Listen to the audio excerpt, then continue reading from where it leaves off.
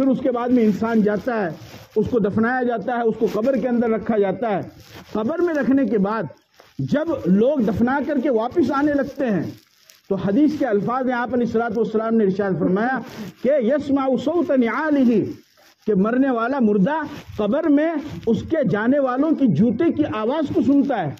اور پھر اس کے بعد میں 2 فرشتے اس کے پاس میں آتے ہیں اور اس کو بٹھاتے ہیں اور اس سے سوال جواب کرتے ہیں، جو 3 سوال کیے جاتے ہیں، من ربک، ما دینک، من نبیک، کہ تمہارا رب کون ہے، تمہارا دین کیا ہے اور تمہارے نبی کون ہے۔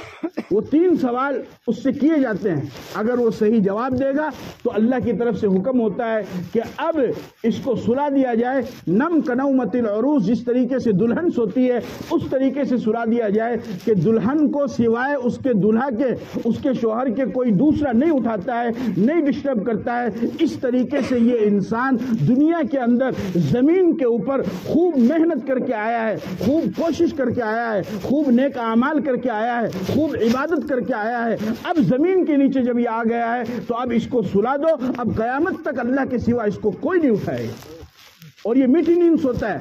اور فرمایا کہ جنت کی خوشبودار کھڑکی اس کے لیے کھول دی جاتی ہے اور جنت کی خوشبودار میٹھی ہوائیں اس کو آنے لگتی ہے۔ اور اگر خدا نخواستہ برا ہوا، غلط ہوا، نافرمانی والا ہوا تو پھر اس کو اتنا سخت عذاب دیا جاتا ہے کہ قبر کا عذاب تو آخرت کی منزلوں میں سب سے زیادہ خطرناک عذاب۔ کان عثمان بن عفان اذا وقف على قبر يبكي حتى يبل لحيته، ابن ماجہ کی روایت ہے، فرمایا کہ حضرت عثمان ابن عفان رضی اللہ تعالیٰ عنہ جب کسی قبر کے پاس کھڑے ہوتے تو اس قدر روتے تھے کہ ان کی آنکھوں سے آنسو آیا کرتے تھے اور داڑھی مبارک تر ہو جایا کرتی تھی، پوری داڑھی گیلی ہو جاتی تھی۔ کسی نے کہا کہ آپ کے سامنے جنت کا تذکرہ کیا جاتا ہے، جہنم کا تذکرہ کیا جاتا ہے، آپ اس وقت تو نہیں روتے ہیں؟ تو فرمایا کہ میں نے اپنے نبی صلی اللہ علیہ وسلم کو فرماتے ہوئے سنا، ان القبر اول منزل من منازل الاخرہ فمن نجا بعده ایسر منہ وان لم ینج منہ فما بعده اشد منہ۔ فرمایا کہ میں نے اپنے نبی کو یہ فرماتے ہوئے سنا کہ آخرت کی منزلوں میں سب سے زیادہ خطرناک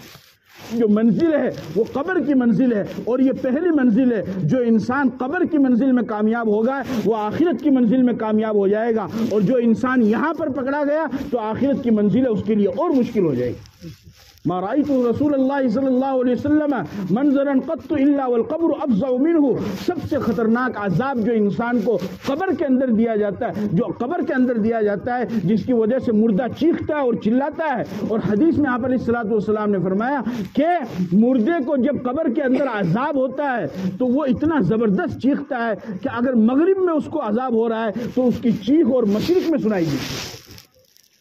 اور انسان اور جنات کے علاوہ ساری مخلوقات اس کی چیخ کو سنتی ہے۔ جانور اس کی چیخ کو سنتے ہیں، انسان اس کی چیخ کو نہیں سن سکتا ہے، جنات مردے کی چیخ کو نہیں سنتا ہے۔